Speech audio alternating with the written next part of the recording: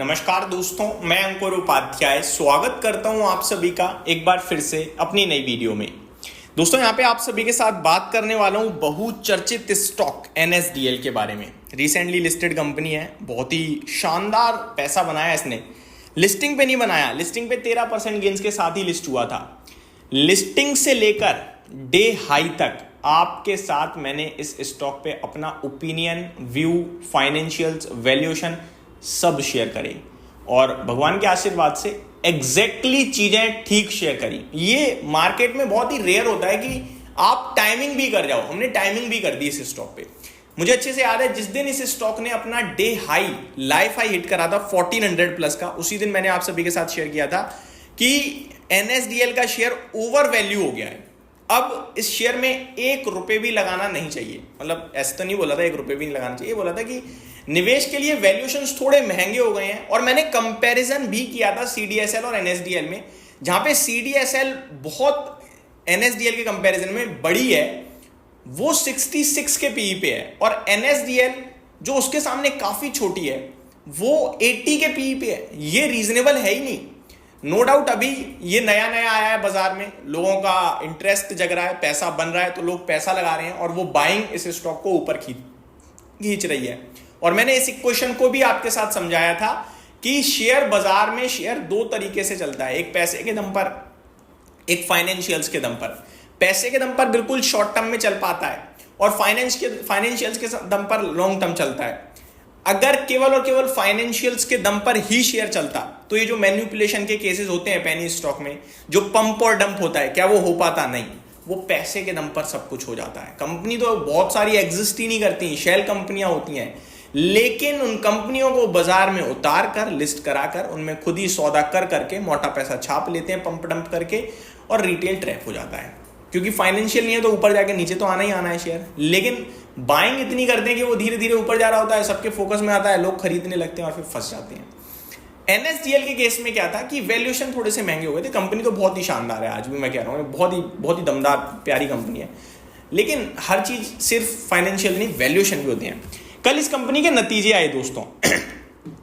मैं आपको बता दूं 1425 का जो इसका हाई है, उसके सामने भी 1206 रुपए पे आ गया है। 220 रुपए प्रति शेयर टॉप से नीचे आ गया है। 220 रुपए प्रति शेयर, करीब 15-17% होता है ये।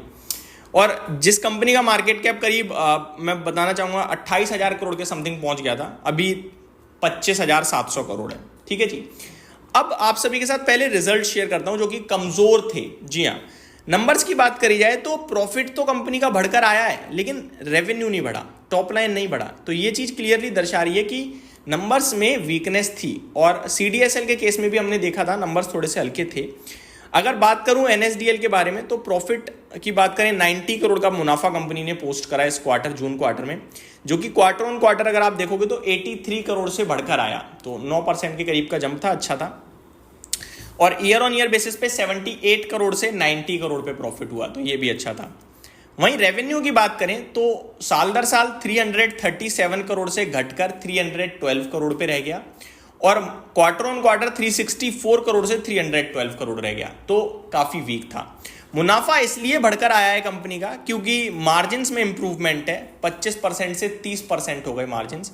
और एबिटा देखोगे तो वो घटा ही है, तो टॉप लाइन कम हुई है, प्लस अगर आप नोटिस करें एबिटा नहीं घटा भाई साहब, ऑपरेटिंग प्रॉफिट बढ़कर आया है, एक्सपेंसेस कम हुए हैं। तो कंपनी के एक्सपेंसेस जो कम हुए हैं उसकी वजह से कंपनी का मुनाफा कंट्रोल में रहा है, मुनाफा बढ़कर आया है। अदरवाइज टॉप लाइन काफी तेज ड्रॉप हुई है।